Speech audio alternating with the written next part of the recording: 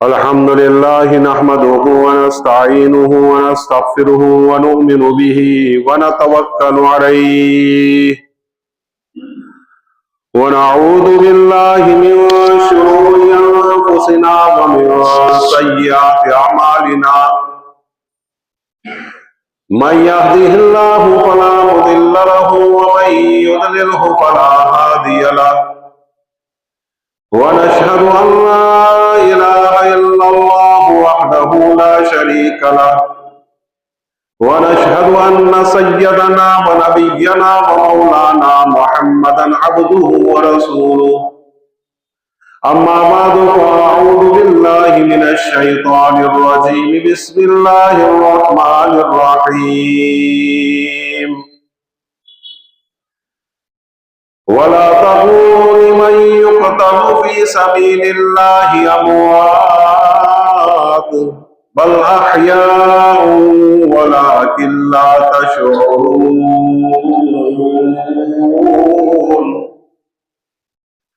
अल्लाह तबारक व तआला कुरान पाक में इरशाद फरमाता है कि तुम उन लोगों को मुर्दा न कहो जो लोग अल्लाह की राह में शहीद हो गए, बल्कि वो तो जिंदा है, लोग उसका शऊर नहीं रखते। सदक़ल्लाहु मौलाना अज़ीम। इस दिल में फफोले जल उठे सीने के दाग से, इस दिल में फफोले जल उठे सीने के दाग से, इस घर को आग लग गई घर के चिराग से। मोहतरम भाइयों, दोस्तों, बुजुर्गों, आपको अच्छी तरह मालूम है कि 26वीं जनवरी आने वाली है।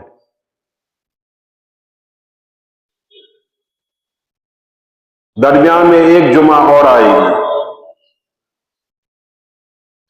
26वीं जनवरी यह हमारे आजादी का दिन है। 15 अगस्त जिसमें ऐलान किया गया कि आज हिंदुस्तान आजाद हो रहा है।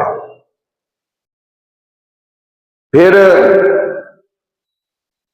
सब कुछ इन्होंने अपना माल सामान और सब कुछ फाइलें वगैरह निकालनी शुरू की अंग्रेजों ने। निकलते निकलते निकलते 26वीं जनवरी आ गई और इस तरह 26वीं जनवरी को वो मुकम्मल तौर पर हिंदुस्तान से निकले। हिंदुस्तान की तारीख को जानना और हिंदुस्तान की जंगे आजादी की तारीख को जानना यह मुसलमानों के लिए बहुत ही जरूरी है, क्योंकि हिंदुस्तान की आजादी के लिए हमारे बुजुर्गान दीन ने, हमारे मुसलमान भाइयों और बहनों ने बहुत कुछ कुर्बानियां दी है। पंडित मेवाराम गुप्ता कहता है, अपने इतिहास में लिखता है कि जंगे आजादी में 5 लाख से जायद मुसलमान शहीद हुए और 55,000 से जायद उलमाए किराम को शहीद कर दिया गया और फांसियों पर चढ़ा दिया गया। मुसलमानों को जंगे आजादी की तारीख और मुसलमानों की जद्दोजिहद जो है, इस देश को, इस वतन आजादी को और इस वतन अजीज को आजाद कराने में जो हमारे बुजुर्गान दीन ने हिस्सा लिया है, जो हमारे भाई बहनों ने हिस्सा लिया है, इसको ज़हन नशीन करना बहुत जरूरी है और अपने नौजवानों को और अपने बच्चों को बताना जरूरी है। जिस कौम को अपना इतिहास याद होता है, जो कौम अपने आप की तारीख याद करती है और याद रखती है, उसको दोहराती रहती है, वो कौम बहादुर बनती है। गुलामियत की जहनियत उनके अंदर से निकलती है और वो कौम हालात से टकराना जानती है। वो कौम हालात से डरती नहीं है, घबराती नहीं है। लेकिन जो कौम अपनी तारीख को भुला दे, जो कौम अपने बड़ों की कुर्बानियों को भुला दे, जो कौम अपने पिछड़ों के जिद्दोजहद को भुला दे और इसको फरामोश कर दे, वो कौम फिर अपने मुस्तकबिल के लिए कोई रहनुमाई मुकर्रर नहीं कर सकती। वो कौम अपने आगे क्या करेगी, अगली जिंदगी कैसे गुजारेगी, उसकी सोच उसके अंदर से खत्म हो जाती है। जंग आजादी की कुछ तारीख आपके सामने रखूं कि हमारा मुल्क कैसे आजाद हुआ है। आज लोगों की तारीख में देखें, चाहे वो अंग्रेज हो चाहे वो हिंदू हो, वो कहते हैं कि जंग आजादी की पहली जंग, वतन अजीज की पहली जंग सन 1857 में हुई। पिछली जितनी भी कुर्बानियां हैं जो मुसलमानों ने 104 साल तक ये कुर्बानियां दी, उसको भुला दिया गया। गैरों की किताबों में, गैरों के इतिहास में आपको सन 1857 से पहले जो मुसलमानों ने कुर्बानियां दी उसको लिखा नहीं गया है। अब इसको जिंदा कौन करेगा? मुसलमान को करना पड़ेगा। इसको लोगों के दरमियान किसको बयान करना पड़ेगा? मुसलमानों को बयान करना पड़ेगा। लेकिन मुसलमान बयान कब करेगा? जब उसको मालूम होगा, तब बयान कर सकेगा। अंग्रेजों ने भी ऐसा लिखा इनके दबाव में आकर, और यहां के जो लोग थे इन्होंने भी ऐसा लिखा सन 1857 में पहली जंग आजादी में। हालांकि उससे कई साल पहले यह जंग शुरू हो गई थी। मैं पहले से यह तारीख शुरू करता हूं। सन 1400 ईस्वी में, 14वीं सदी में हिंदुस्तान में कुछ ताजिर लोग यूरोप से आए। उसमें हॉलैंड के लोग भी थे और पुर्तगाली भी थे। वो अपनी तिजारत कर रहे थे और एक दूसरे से बढ़ने की कोशिश कर रहे थे। यहां से माल मसाला ले जाते थे, वहां से अपना माल लाते थे और यहां बेचते थे। अंग्रेज 1498 में अपनी किस्मत आजमाने के लिए हिंदुस्तान आया। इसने 100 साल तक अपनी किस्मत को आजमाया और ये जो थे हॉलैंड के लोग और पुर्तगाली जो यूरोपीय लोग थे, इनको पछाड़ने की कोशिश की, लेकिन ये लोग पछड़ने के लिए तैयार नहीं थे। इनकी तरक्की होती जाती थी। अंग्रेज ने देखा कि अभी तक मेरी कोई दाल गली नहीं है, कोई इंतजाम करना चाहिए ताकि यहां से पुर्तगाली और हॉलैंड के लोग रुखसत हो जाए। ये तीनों कंपनियां हिंदुस्तान में अपनी किस्मत आजमा रही थी। अंग्रेज हॉलैंड और पुर्तगाली की तरक्की देख नहीं सकता था, इसलिए उन्होंने एक कंपनी तैयार की, एक कंपनी कायम की। 100 लोगों को जमा करके 100 लोगों ने अपने रुपए इन्वेस्ट किए, अपने रुपए लगाए कंपनी में। इस कंपनी का नाम रखा गया ईस्ट इंडिया कंपनी। फिर उन्होंने एलिजाबेथ अव्वल, बर्तानिया की जो महारानी थी, उससे परमिशन लिया, उससे लाइसेंस लिया। फिर 1613 के अंदर विलियम बॉक्सन यहां आया हिंदुस्तान में और वो सूरत में उतरा।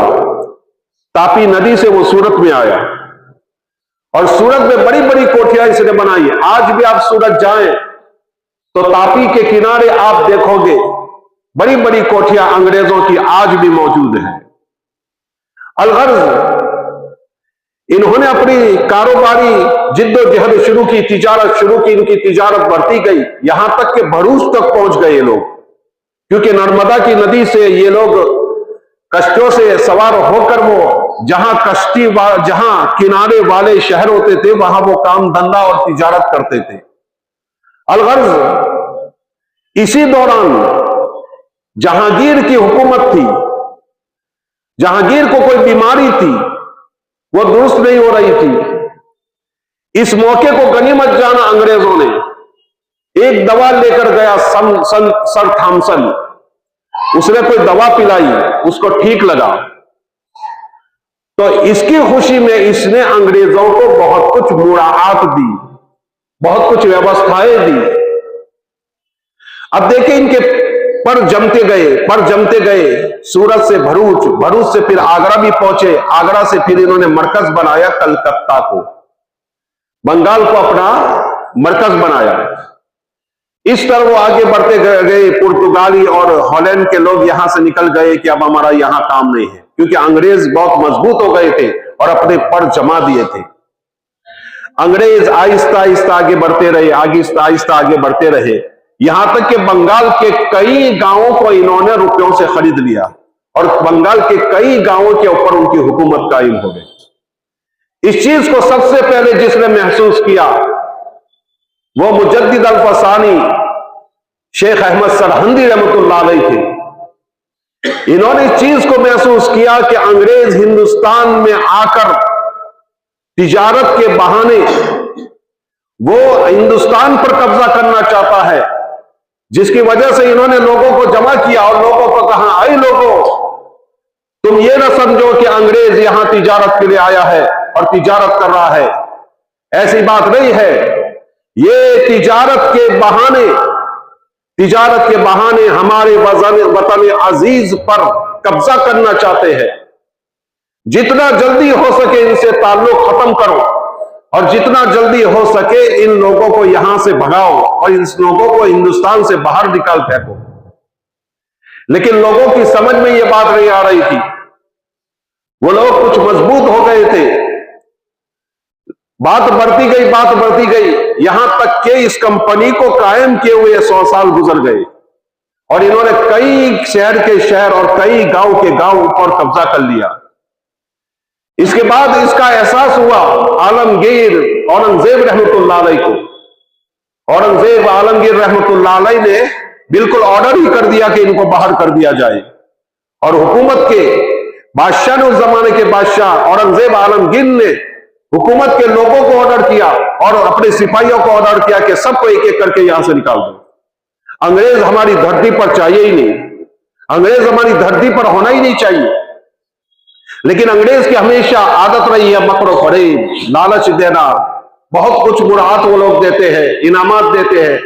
आजकल पूरी दुनिया में जो कुछ हो रहा है, मुसलमान बर्बाद हो रहे हैं, हमारे हिंदुस्तान में कितने लोग बर्बाद हो रहे हैं, वो इसी पॉलिसी की वजह से, मकरो फरेब, लालच दो, पैसे दो, ये सारी चीजें। तो इससे हमारा मुसलमान माशरा बर्बाद हो रहा है, मुल्क के मुल्क तबाह हो रहे हैं। वजह इसकी यह है मुसलमान लालच में आ जाता है। मैंने शुरू में एक शेर पढ़ा, इस दिल में पपोले जल उठे सीने के दाग से, इस घर को आग लग गई घर के चिराग से। हमारे घर को आग लगती है, हमारे ही चिरागों से लगती है। अलगर्ज तो औरंगजेब आलमगीर रहमतुल्लाह अलैह ने ऑर्डर दे दिया कि अंग्रेजों को हिंदुस्तान से बाहर निकाल दिया जाए, भारत से बाहर कर दिया जाए। लेकिन इन्होंने कुछ वजीरों को लालच दी, कुछ पैसे दिए, बहुत कुछ इनामात दिए, बहुत कुछ रुपए पैसे वगैरह दिए। उन वजीरों में वजीर लालच में आकर बादशाह सलामत की खिदमत में पहुंचे, औरंगजेब आलमगीर रहमतुल्लाह अलैह की खिदमत में पहुंचे और उनसे सिफारिश की कि आइंदा कोई गलतियां नहीं होगी, हम इसके जिम्मेदार है वगैरह वगैरह। इस तरह फिर अंग्रेजों को इस हिंदुस्तान में पग जमाने की चांस मिल गया, मौका मिल गया। अलगर्ज 1707 में औरंगजेब आलमगीर इस दुनिया से रुखसत हो गए, इंतकाल कर गए, वफात पा गए। अंग्रेजों को मौका गनीमत मालूम हुआ कि मौका बड़ा अच्छा है, क्योंकि मुगल हुकूमत औरंगजेब आलमगीर रहमतुल्लाह अलैह के वफात के बाद कमजोर हो चुकी थी, उसकी बुनियादें हिल चुकी थी, उसकी बुनियादें कमजोर हो चुकी थी, जिसकी वजह से अंग्रेजों को बड़ा अच्छा मौका मिल गया और उन्होंने अपने पर फैलाना शुरू कर दिए और अपने पांव जमाना शुरू कर दिए और शहर के शहर इन्होंने फतेह करना शुरू कर दिए। इसका एहसास फिर अली मावर्दी को हुआ सन 1754 में। अली मावर्दी बंगाल का नवाब था, बंगाल का बादशाह था। इसने इस बात को महसूस किया कि अंग्रेज हमारे बंगाल के अंदर कई शहरों को, कई गांवों को फतेह कर चुका है, और उस पर वो कब्जा करता जा रहा है। अली मावर्दी ने सबसे पहले जंग लड़ी, सबसे पहले जंग। बाज लोग कहते हैं कि सन 1857 में सबसे पहली जंग लड़ी गई, ऐसी बात नहीं है। ये क्यों ऐसा कहते हैं मैं आपको आगे चलकर बताऊंगा। सन 1754 में पहली जंग अली मावर्दी ने नवाब बंगाल ने लड़ी, जंग की उनके साथ और इनको शिकस्त दी, भागने पर मजबूर कर दिया। और करीब था कि अली मावर्दी इनको हिंदुस्तान से भगा देता, लेकिन इन बदबख्तों ने मुसलमानों को लालच देकर ये इनको कत्ल करवा दिया, मर्डर करवा दिया, कत्ल करवा दिया और अली मावर्दी शहीद हो गए। अगर वो कुछ रह जाते तो हिंदुस्तान उसी वक्त से फतेह हो जाता, बल्कि अंग्रेज इस पर कब्जा ही न कर सकता। अलगर्ज 1754 में अली मावर्दी ने जंग की, फतेह पाई। उसके बाद उनको कत्ल कर दिया गया धोखे से। सिराजुद्दौला अपने नाना के नक्शे कदम पर चला। सिराजुद्दौला का नाना अली मावर्दी था और इनके मामू मीर जाफर का नाम आपने सुना होगा, ये धोखेबाज था। ये मामू था सिराजुद्दौला का, ये बेटा था अली मावर्दी का, ये मामू था उसका। उसने धोखा किया अपने भांजे के साथ। हालांकि सिराजुद्दौला ने ये जंग लड़ी पलासी के मैदान में और उसके पास फौज भी बड़ी बड़ी थी। किताबों में लिखा है, तारीख में लिखा है 1.25 लाख फौज उसके पास थी और अंग्रेज के पास सिर्फ 13,000 थे। अंग्रेज बहुत ही कम थे और मुसलमान बहुत ज्यादा थे। लेकिन मीर जाफर जो गद्दार था, इसने कुछ पैसे लिए थे और कुछ अंग्रेजों ने उसको लालच दी थी कि इतनी जमीन तुम्हारे नाम कर दी जाएगी, इतना मुल्क तुम्हें दे दिया जाएगा, वगैरह वगैरह। इस तरह करके इन्होंने गद्दारी की और मकर फरेब किया और मीर जाफर ने अपने भांजे सिराजुद्दौला के साथ गद्दारी की और उसको कत्ल करवा दिया। इतनी बड़ी फौज थी लेकिन वो कुछ न कर सकी। वजह यह थी कि उसके अंदर भी बहुत सारे लोग ऐसे थे जो गद्दार थे। और कभी कभी तो ऐसा भी होता था कि ऐन जंग के मौके पर ये लोग कहते थे भाई तनख्वाह ले लो, तनख्वाह का वक्त हो गया, तनख्वाह ले लो, सबको भगा देते थे। ऐसी भी बातें बनती थी। ये कौन थे? ये मुसलमान थे। इस घर को आग लग गई घर के चिराग से। अलगर्ज 1757 में सिराजुद्दौला ने दूसरी जंग लड़ी और वो शहीद हो गए। इस तरह मुसलमानों के एक बहुत बड़ी शिकस्त का सामना देखना पड़ा, बहुत बड़ी शिकस्त का मुंह देखना पड़ा। इसके बाद अंग्रेजों के पर और फैल गए, अंग्रेज और मजबूत हो गए, अंग्रेजों की ताकत बढ़ गई, अंग्रेजों की हिम्मत और ज्यादा हो गई। सन 1761 में भी जंग लड़ी गई, सन 62 में भी लड़ी गई, सन 1763 में भी लड़ी गई, सन 1764 में भी लड़ी गई।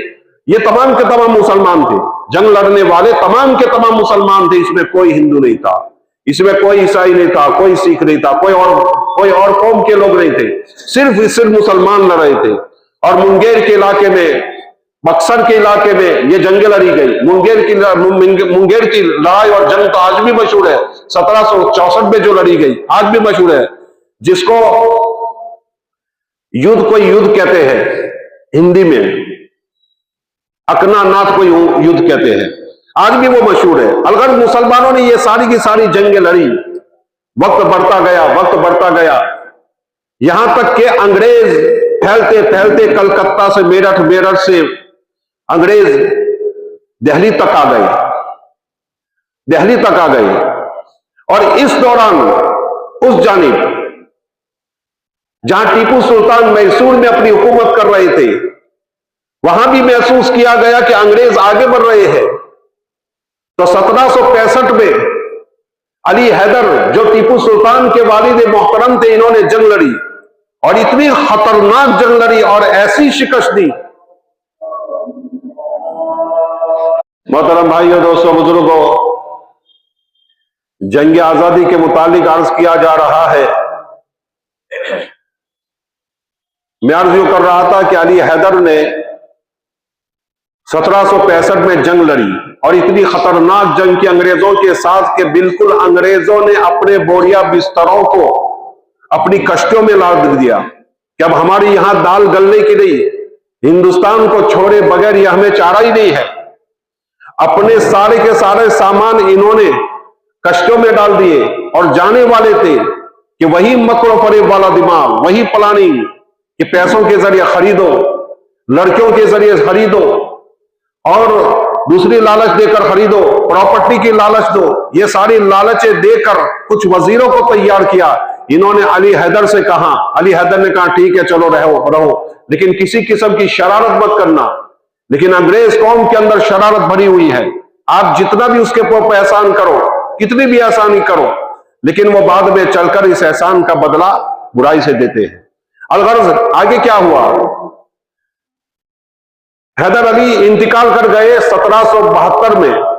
उनकी जगह पर बैठे फतेह अली टीपू सुल्तान रहमतुल्लाह अलैह, इन्होंने भी इनके साथ जंगें लड़ी, 3 जंगें बड़ी बड़ी लड़ी, 1784 में, 1787 में, इसके बाद भी एक जंग लड़ी और आखिरी चौथी जंग इन्होंने लड़ी 1799 में, और ये आखिरी जंग थी इनकी।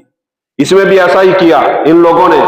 मीर सादिक जो उनका जर्नल था उसको खरीद लिया। मीर सादिक ने ऐसा ही क्या किया, जब ऐन जंग का वक्त था और कारजार गर्म था, मैदान कारजार खूब गर्म था, इसी वक्त इसने ऐलान किया कि भाई तनख्वाह का टाइम हो गया है, आ जाओ। बहुत सारे सिपाहियों को इसने बुला लिया और उधर से इशारा किया अंग्रेजों के कि आप पीछे के रास्ते से आ जाए। उस वक्त लोगों ने यह भी कहा हजरत टीपू सुल्तान रहमतुल्लाह अलैह को कि आप पीछे के दरवाजे से चले जाए। आप इतना भी कर सकते हैं कि अंग्रेज आपको मुराद देने के लिए तैयार है, कुछ रियायत देने के लिए तैयार है। आप कहें तो अंग्रेजों से समझौता कर लेंगे। लेकिन हजरत टीपू सुल्तान रहमतुल्लाह अलैह ने एक बोला, एक जुमला बोला जो आज तक किताबों में मशहूर है और आज तक लोग उसको बोलते आए हैं कि शेर की एक दिन की जिंदगी गीदड़ की 100 साल की जिंदगी से बेहतर है। ये कहते अंग्रेजों से टकराते रहे और अंग्रेजों से लड़ते रहे और शहीद हो गए। उस वक्त अंग्रेज ने यह कहा था, उस वक्त अंग्रेज ने हजरत टीपू सुल्तान के सीने के ऊपर अपना पांव रख के कहा कि आज से हिंदुस्तान हमारा है। उससे पहले इनकी हिम्मत नहीं थी कि वो यूं कहे कि हिंदुस्तान हमारा है। इससे मालूम होता है कि टीपू सुल्तान रहमतुल्लाह अलैह का कितना डर इनके अंदर बैठा हुआ था। टीपू सुल्तान इनके सामने कितनी मजबूती से दीवार बने हुए खड़े थे। टीपू सुल्तान उनके लिए कितने मजबूत आदमी थे। टीपू सुल्तान शहीद वो शख्स हैं जिन्होंने सबसे पहले रॉकेट चलाई, दुनिया में सबसे पहले रॉकेट हिंदुस्तान में बनी, और वो बनाने वाला मुसलमान और चलाने वाला मुसलमान। तो मुसलमानों ने तो बड़ी बड़ी कुर्बानियां दी है इस हिंदुस्तान को आजाद कराने में, लेकिन बाज लोग इसको भुलाए हुए हैं और आज मुसलमानों को बर्बाद करने की फिक्र कर रहे हैं। आज मुसलमानों को गद्दार कह रहे हैं, मुसलमानों को गद्दार कह रहे हैं। अगर देखा जाए तो हिंदुस्तान की एक एक ईंट में मुसलमानों का खून मिलेगा, एक एक ईंट में मुसलमानों का खून मिलेगा। अलगर्ज आगे मैं बयान करूं, टीपू सुल्तान ने आखिरी जंग लड़ी और वो शहीद हो गए सन 1799 में। उसके बाद अंग्रेज दिल्ली तक पहुंच गए। दिल्ली में पहुंचकर इन्होंने बादशाह के ऊपर कब्जा कर लिया, बादशाह को अपने कंट्रोल में कर लिया, और कंट्रोल में करने के बाद उसने ऐलान किया कि खल्क खुदा की, यानी पब्लिक खुदा की, मुल्क बादशाह का, लेकिन हुकूमत ईस्ट इंडिया कंपनी की, हुकूमत अंग्रेज की रहेगी, हुक्म चलेगा वो अंग्रेज का चलेगा। जब ये ऐलान हजरत, और ये भी हुआ कि इन्होंने बादशाह की हुकूमत को बहुत ही मुख्तसर कर दिया। एक छोटे से पालम एक जगह है, पालम एक जगह है, वहां तक उसकी हुकूमत हो गई। इसलिए एक वाकया मशहूर था, एक कहवत मशहूर थी, एक मकौला मशहूर था कि हुकूमत शाह आलम अज दहली ता पालम। पालम तक इनकी हुकूमत थी। दिल्ली के करीब ही पालम एक जगह है।